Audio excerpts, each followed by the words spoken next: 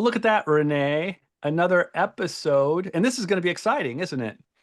It is. I'm excited. We have a new guest today that I actually haven't met, so I'm excited to hear lots more about this. I know you're excited because you've heard the part of this before and wanted to bring it to our listeners today, but I'm really excited to introduce Kaila Anderson when we get here in a minute and let her talk to us about LandLogic, which, to be fair, because I'm not a farmer, I don't know anything about. So I'm going to learn a lot today, everybody, on this podcast, and I can't wait. But before we get there, Jason, we're in September. What is going on in the farm?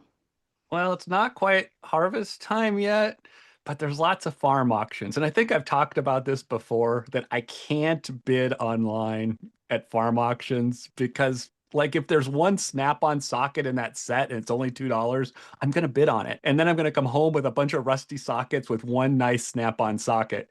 And I have to stop buying stuff like that because it just adds to the pile of stuff already in my shop of the tools I've collected for 5 generations at this point. I've still got the tongs from the forge that my great great great grandpa had when he worked the railroad coming to this country. So Why not? I don't need to buy other people's stuff like that from their auctions or their retirement auctions. So Maybe you need to stop me. have an auction I and be What's able to sad sell it to is other people that Well, what's need sad this is you stuff. look at the auction listings of these retirement auctions, and I'm like, oh, I've got that. I've got two of those. I've got three of them, like old 70s like type stuff that everyone has. Yeah. And then sometimes I'm like, oh, I could get that one for parts, and then I could keep mine running, which is never a good idea, right? No more No, auctions. not a That's good the idea. takeaway. Just Well, try to Kayla doesn't resist. know this, but I have a 10-year-old nephew, and Jason was kind enough to let him come up last fall to do some farming, and to see what harvest was all about. And we got to go into that shop, and he's not kidding when he says it's packed full of just all sorts of gems and treasures. And I know his wife Jennifer is very excited to Yeah. own 5 generations of crap. So there is that. Well, today, That's gold, Jason. not crap. And Kayla's going to Mhm, tell us that's mhm, gold to farmers. mhm. I know, I know. Well, you might need it someday. So what are you going to do?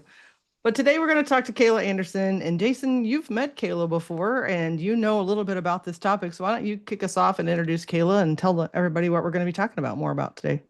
Yeah, this is really exciting. I don't, Kayla, it goes way back, probably a couple of years. I think we first connected just around some rural farmer mental health stuff. And so I think we started communicating, and you had this vision back then of some work you were doing and putting together. And since then, you've done a whole lot of work. And I was really excited to say, hey, why don't we circle back together and hear what you've been doing and what's been happening?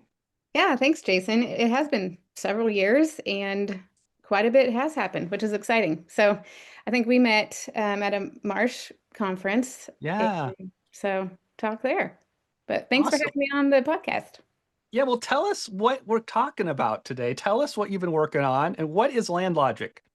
Certainly. LandLogic is a systems theory of change to address farmer mental health, and specifically in the areas of acceptability when a farmer does encounter or seek professional services for mental health, behavioral health content, as well as feasibility for the professional to deliver that service with a more culturally tailored, competent with some interventions in it. So it's both. It looks at the end user as farmer mental health. If they're seeking services, what type of services are they going to receive differently?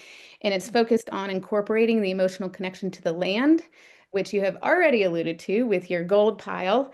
And everything that you just described is everything is excited about that because that is exactly some of the tools and ideas that we incorporate and help those that maybe want to help serve farmers, connect with farmers, but don't have that agricultural lifestyle in the background. That shouldn't be a deficit to them when connecting. And so we're just trying to build that gap really from a micro, meso, and macro level.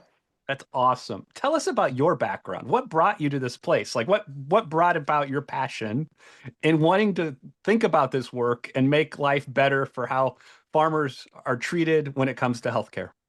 Certainly. It's passion and lived experiences. I grew up as a farm kid on a fifth generation beef cattle operation in Northeast Kansas. My parents also had an agribusiness manufacturing company there.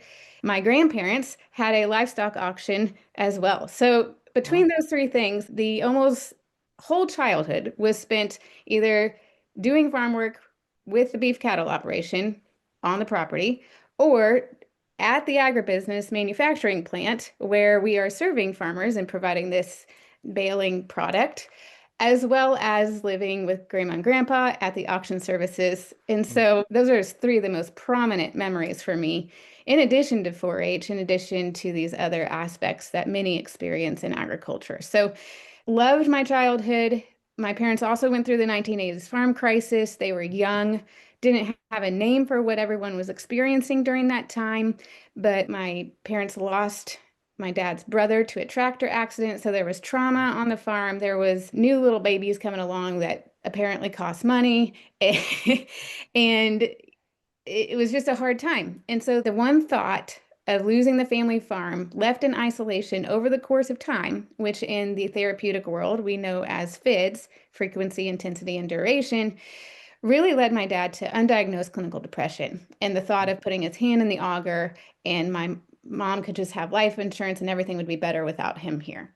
So at the end of the day, from a systems perspective, I'm a social worker, so that's my training comes into play, is she went to where many may go still, is, can you guess it? Can you two guess where she probably went? Feed store. Primary care doctor? I don't know. Primary care doctor and pastor. So Oh, pastor. like, Church. no, Pastor. they were not Church. going to go to a therapist. So the topics have shifted and it's good. They're headed in the right direction, no doubt. But how do we continue? How do I join in on this already good movement in farmer mental health and provide what I can to fill some of the gaps I saw is really the background. For Yeah. me, a way to give back to who and what raised me, because at the end of the day, my parents didn't tell us we couldn't come back to the farm, but also did not make it very appealing. And we would have to have a business plan that would meet my dad's and parents' expectations. And by golly, would you believe it if it wasn't really high and then add on a couple of other higher layers, right? So even if we wanted to be back on the farm, it was going to be really difficult because they responded to the farm crisis by promoting something other than farming. And I am not the only one going through this journey. I'm not the only one that has had a similar experience than that. And others, obviously, we know farming is our way of life.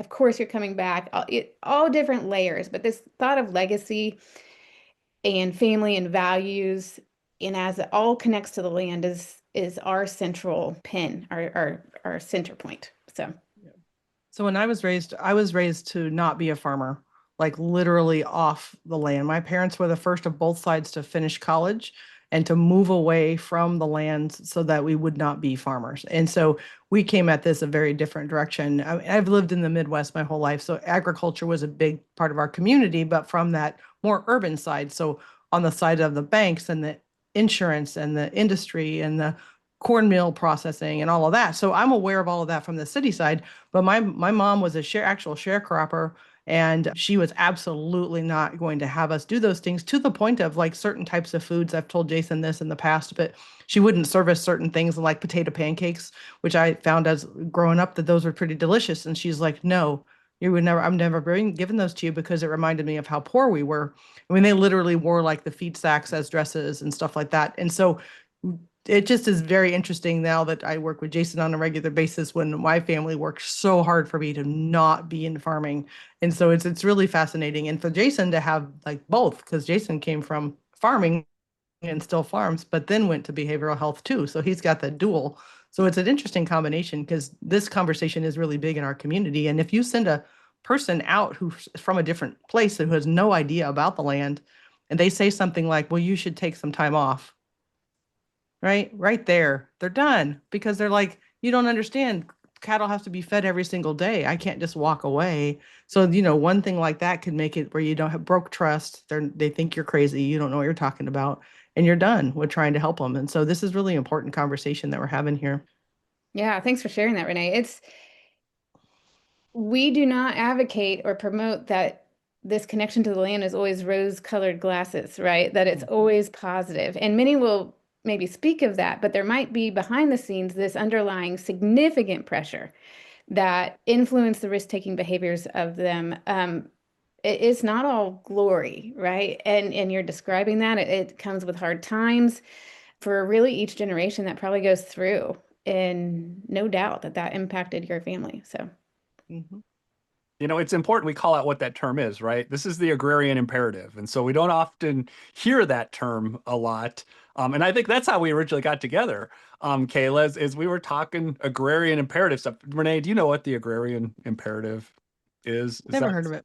you've So never see, heard I'm of it? going to learn Kayla, do you things. want to tell us what it is? Because I Sure. really think this is an So important part of what we've been talking about. it's the center point. So the agrarian imperative is this coined term developed by Dr. Mike Roseman back in 2010. And he is really the agricultural behavioral health grandfather in this space. And we've had multiple conversations through the years as I've been building this and like checking in with him. Has this been your experience too?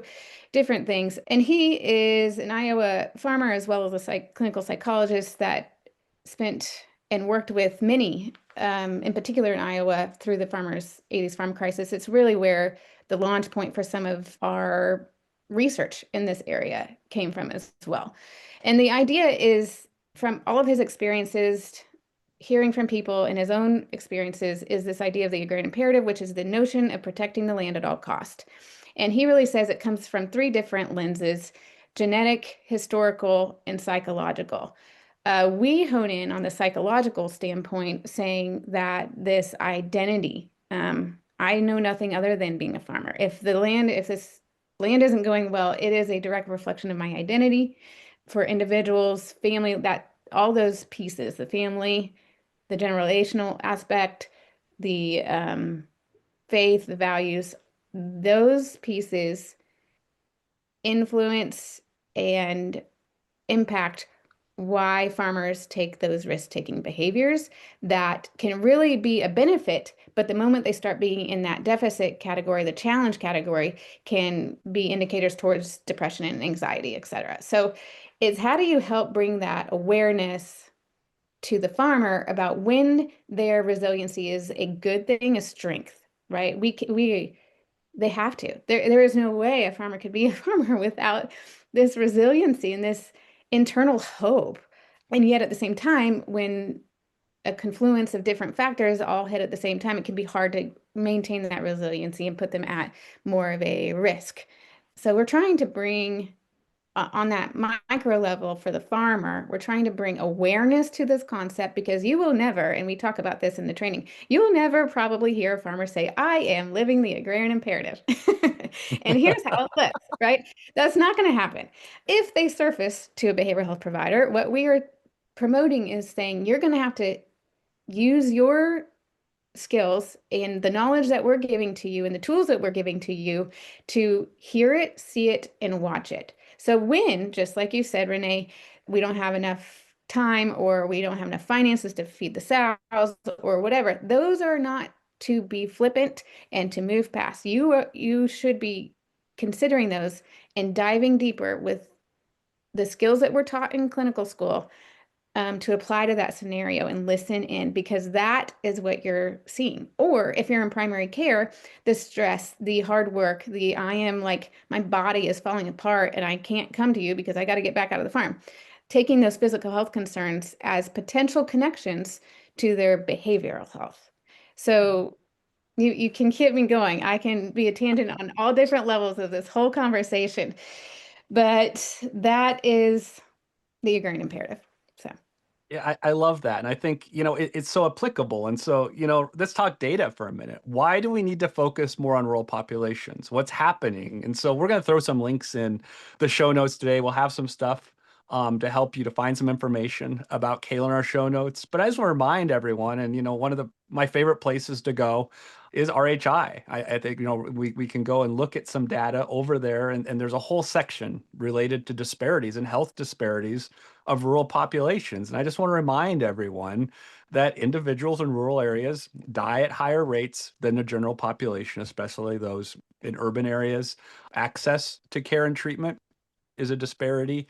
And so I'm not going to dive into the details, but I just remind everyone, this is why we need to be thinking about those things. And not to be light about it, but it reminds me of, I just went to a conference and met Dr. Glockenflecken. Have you seen the TikTok video of Dr. Glockenflecken when he goes in to treat the farmer? We did this, we highlighted this at the Indiana Rural Health Conference. I finally got to see him do a keynote. And it was the funniest TikTok, right? Because a farmer's not ever going to go to the doctor or go call up a therapist, probably, unless it's so bad that you're going to need to figure out how to engage and assist the person at that point.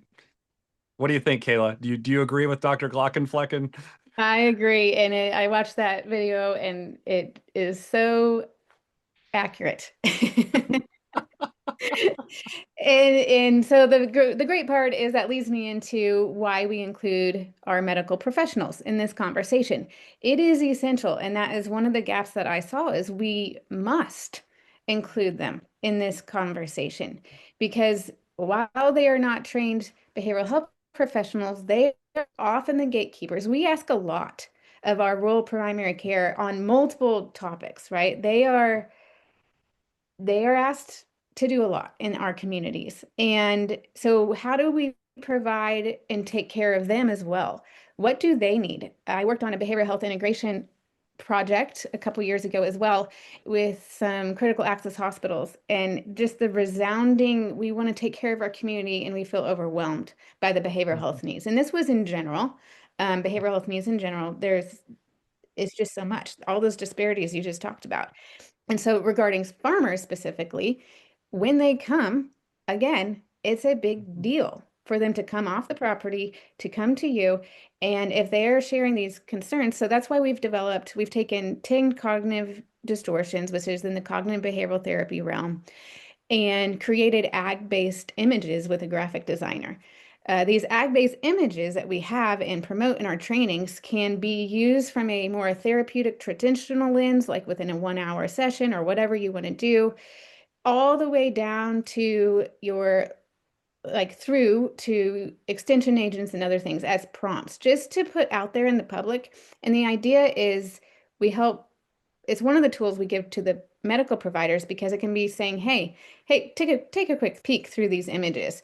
And if they have that trust, because often they do, that's something we should be optimizing within the context of that relationship. They can say, flip through these, and there's tension points in these images. It's designed to something needs fixed.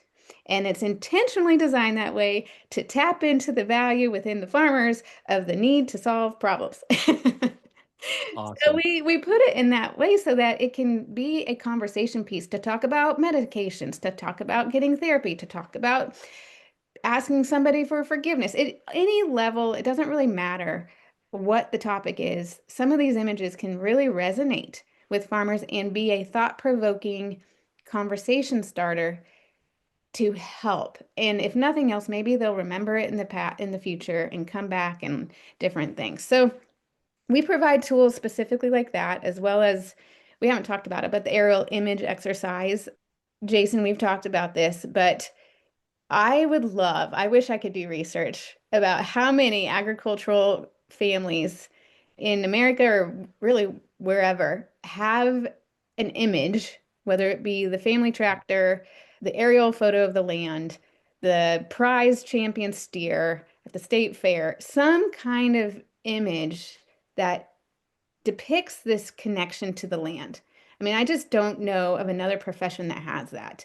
That would be like me taking, when we used to live in Denver, be like me taking a picture of our house and putting it on the mantle inside our house, Mhm. right? So that's not real common. So it's, I have historical pictures of my farm hanging in my machine shed, and yep. I'm really upset right now that the Google Images image is 3 years old because I have a new bin site and it's the old layout, and it drives me. It really bothers me. I like look. It's been like once a week. I'm like, when's Google and Apple going to update their pictures? Because that grain bin that's there isn't even on the map when I look. It's troublesome, Renee. I know you're looking at me like that's ridiculous. It's true. I'm very upset by this. Kaila, you should hear when he starts talking about how he can see these aerial pictures and see that the weeds are now encroaching upon his driveways and that he needs to go and do more I killing of weeds because it does not look good from these new areas. I've And sprayed my as driveway the all year for the new Google satellite map. So like my driveway's nice and white. The whole parking area is going to look good. It yeah, matters, Kaila, right? Is it's a this what you're thing, talking Kaila. about? That is fantastic. That is It's fantastic. Yes. it's We a even have thing. one of our images is even about comparing in this, like when you drive down the road, you're looking at your Yep. neighbor's crop. So while you're like good friends and you can Yep. hang out or whatever, you also like have this little piece of like, I need my crop to not have as many weeds as you. Well, I can see who has pattern tile and who doesn't. I can see who has water issues and compaction issues. I can see it all, right? So, Yep. and Kaila, Yep. as he's traveling across the country now and doing a lot more driving for all these rural conferences, that's all he's doing is comparing the crops I am. and like the how they're doing True. and compared to his back home. And then they did this and I need to do that because they did this. And I hear about it all the time, which is why we have the intro for the farmer every podcast, because it's always something, Kaila, we have to talk about. It's really important for him. So Jason, can you please explain that image of the thing I never get right that you always stick in our slide decks? I think Kayla would really appreciate it. It's the one with the clampers that attach stuff to it instead of what's supposed to be done, and how you use that image, because I think it really applies currently to this conversation. It does, right? I always show. So Renee has a problem. I have a picture of vice grips holding cables onto the battery, and it's from my chem pump. So when we're putting chemicals on every year, we're mixing, and I can put new clamps on every year. But you clamp them to the battery of the gator, and then you'll pull off and not realize it's hooked up, or you're throwing the chem pump around, maybe throwing it on the truck to go mix in the field. And so this chem pump, it's obviously it's corroded because you're running nitrogen and all these other chemicals through it, nutrients, you name it.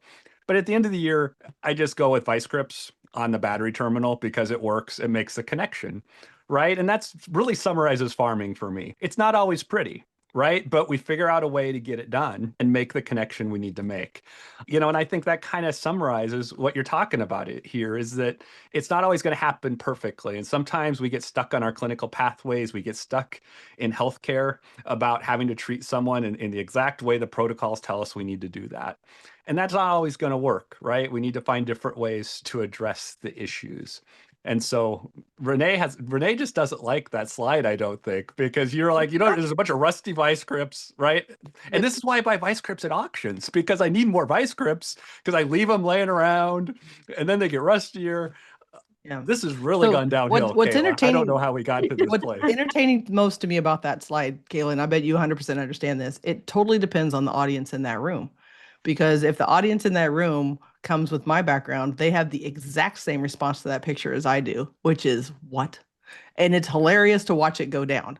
But when you're in the room and the people that are there after a conversation, they'll come up, because I don't know that this is absolutely true, but I'm pretty sure if it's not the land they're the most happy about, it's all their equipment. Oh They're yeah. so proud of all this crap. And so when they come up to me and be like, "Well, that's a blah blah blah," and or whatever, and they'll start talking to me about that picture. And so then I know that it's hit. So to your what you're saying, though, it makes sense to me that that's the second layer, is like they own the thing, because the next big thing, that if I can get Jason really on a roll, is about when he goes out and sees the next version of whatever equipment and how it's too expensive and he can't have it and the other people have it and he doesn't have it and all the things. And so, talking about the bins before as one example. And so it really is important. And so we always try to use our own images and so it is rusty fence posts and fences and different things in our conversations, because we're trying to, again, ground it. But I hadn't thought about the science behind it. So it's really interesting to me to hear what you were talking about here, with that's actually called something, because we can see it resonate, but I didn't know there was actual like language behind that. So that's pretty cool for me. I mean, as a person who doesn't live this on a daily basis.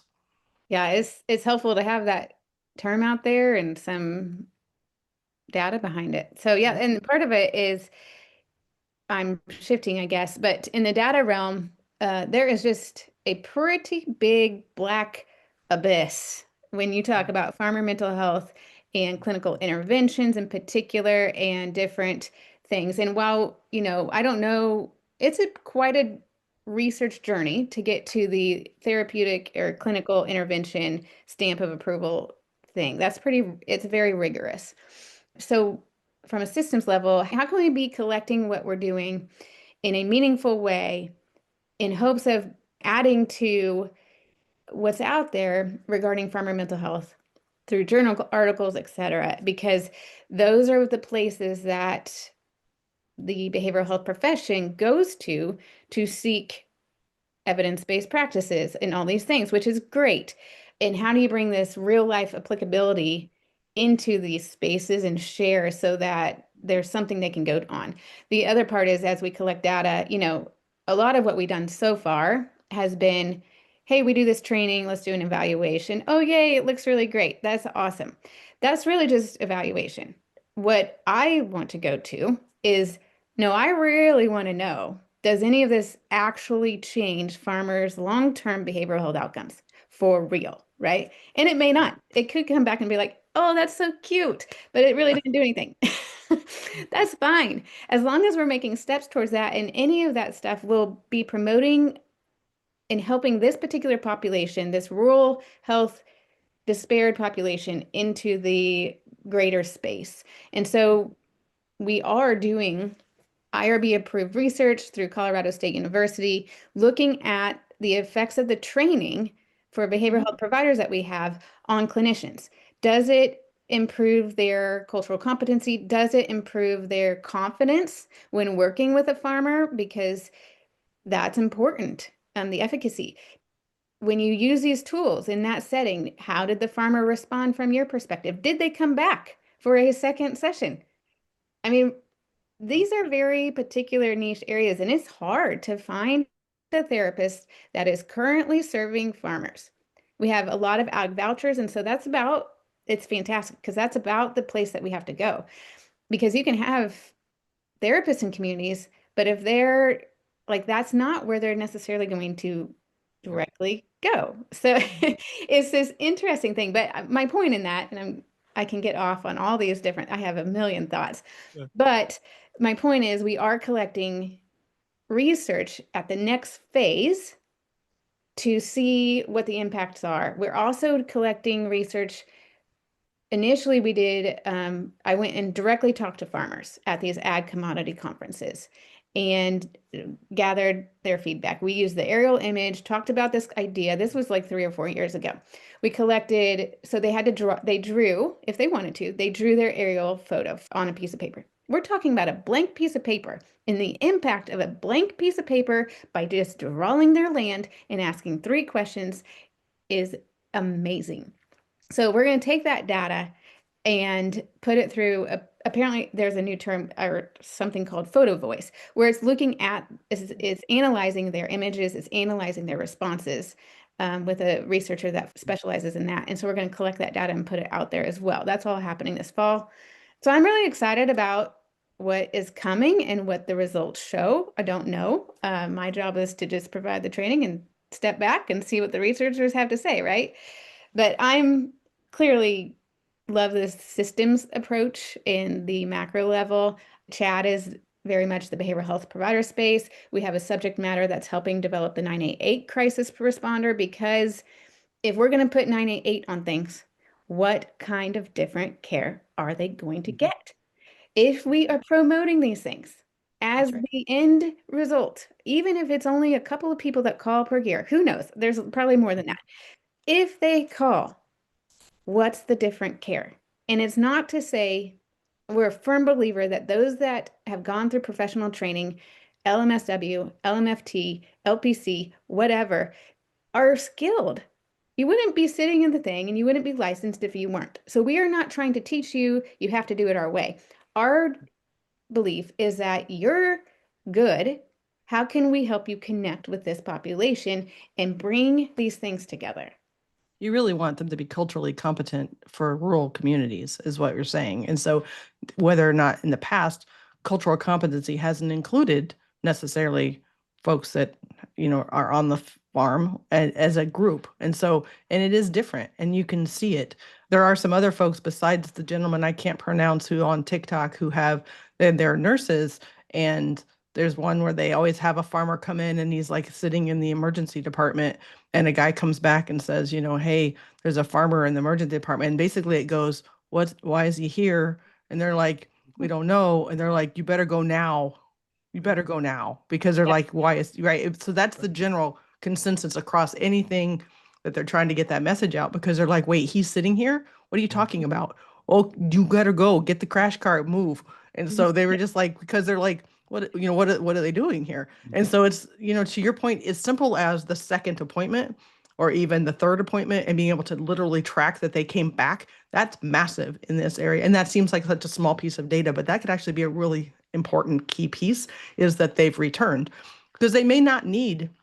Now, we have conditioned, and I'm going to say this on a different soapbox, but we've conditioned some people to think they need to be in therapy for the rest of their lives and that they should just go forever. And that's not going to be this group, right? So if you've got a mindset that I'm not being efficient as a therapist unless I've seen them 10 times, you're going to be potentially wrong, because this group is going to come and get what they need very quickly and take it and go, because they're just exactly like Jason talked about, doing the best with what they can and what they have. So they're coming to get a nugget, a truth, a something to fix it and then go implement. So they're not going to be on that course of coming all these times. So we can't be in this mindset that it wasn't successful if they only came 3 times. And if they only came 3 times, once was, before harvest, once again was after harvest, and once was after planting next year, that could be awesome, because that was 3 times in a whole year. And we don't track like that. And we think, like, well, it was a one and done, it was like a no-show kind of situation, and not really, because it worked around their schedule. And so, I just think that the whole concept and the conversation is super important, because we just have so many constructs as therapists of how success looks, that this group of people aren't going to match that. And that doesn't mean that it's wrong, and it doesn't mean that it was useful, but it'll be really cool to get some more data.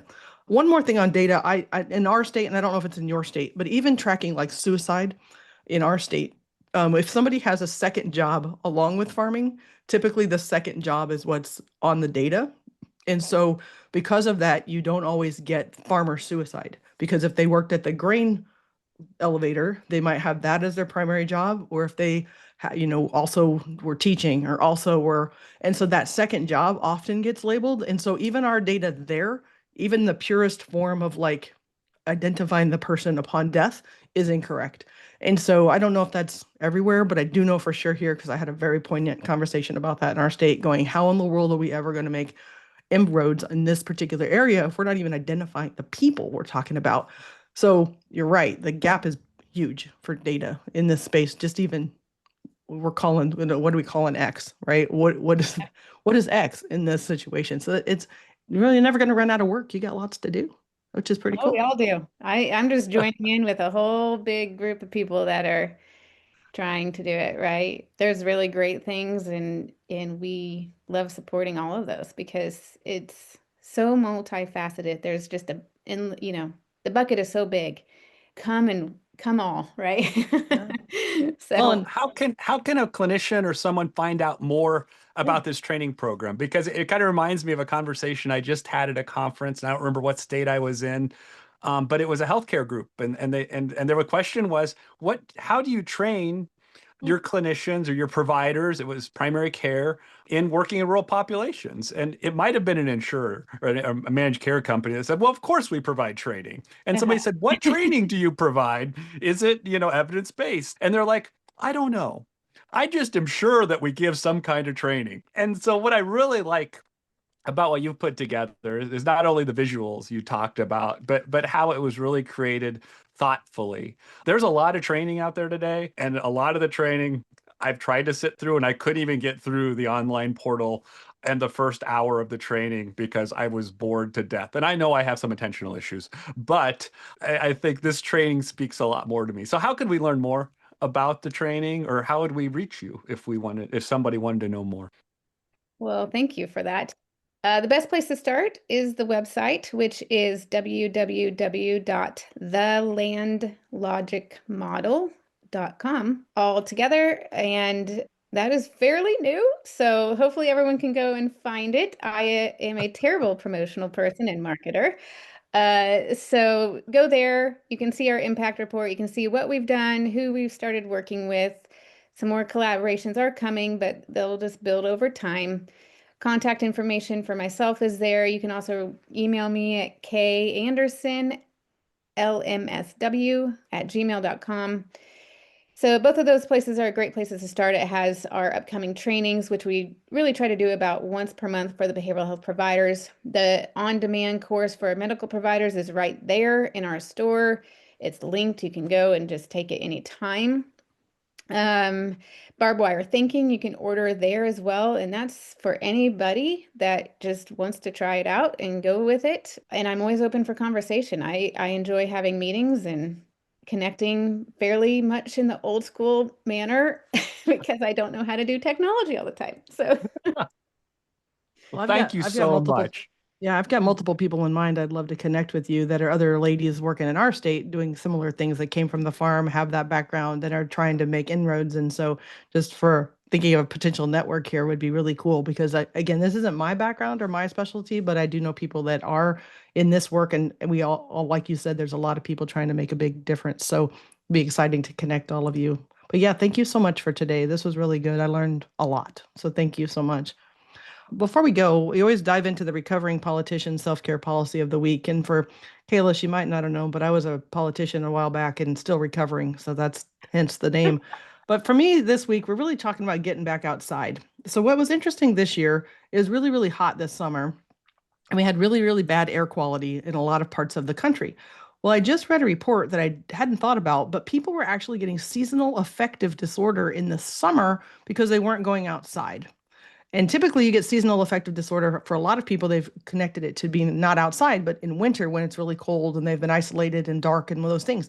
But even in the sunshine, if you didn't actually get outside for the sunshine and the vitamin D, like we all know we should have, people were actually starting to see seasonal affective disorder issues inside in the summertime. And that's not good. And so I was thinking about for being the fall, the turn of the weather, starting to cool some, even if it's just a pocket of days here and there, really for people to think about, we really need to be getting back outside. That hopefully the air quality continues to improve. I know that's just difficult for all of us that live where I guess the wind blows, and in our place it always blows. Kansas does too, so we get a lot of blowing wind, and so we just get all the stuff that's up in the air. But for people's health to be deteriorating that much by just not going outside, it's a really important thing to be thinking about. And I think it actually ties really nicely to what you guys said about the land and being connected to the land. And I think that there's just a lot of folks that are really disconnected and they're not grounded in the way they should be. So we should be thinking about for the fall making a turn in that. So did either one of you guys want to comment on a self-care policy or something you wanted to think about I didn't have a before we choice. It rained more this year all summer. I had to be out mowing every week. It didn't matter if the air quality was bad. I had to mow around the buildings and the bin site, Renee. So, to cap us off, once again, we power through no matter if it was 110 degrees in the shade. The work still had to get done on the farm.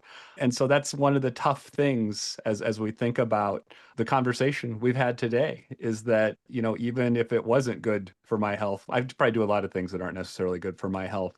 But that's We that's just part of know, the Jason, you wanted the land to look good, so you had to keep it it mowed. So has to. don't That's don't well, don't keep going. I know you I like know to mow lots of you things. know my wife. She's like, "Why are you going out there?" Because we don't live on the farm, we actually farm. So I go out and mow the bin site and the building Yes, site once a week, right? because Google might come Sometimes by. before I mow, what's that? Google Some might come You by, got to look good for the neighbors, right? Kayla right? gets it. Look good for the neighbors, right? That's it. All right. Well, thanks everybody for being here today. Kayla, it was such a joy to meet you. And it's so fun to hear more than one of you besides just Jason talking about all this. And it made a lot more sense to me. Learned a ton. So if you guys are interested in the LandLogic model, please check out Kayla and all the work that they're doing because we really do need to connect to our people that really make the world go around. If we didn't, we wouldn't be where we are today without any farmers. And so we need to really keep them and keep them healthy. So if anything we can do to promote that will be good. But before we go, don't forget to follow us on LinkedIn, Facebook, or YouTube. If you leave us a positive review, we'll send you a prize. Have a great day, everybody.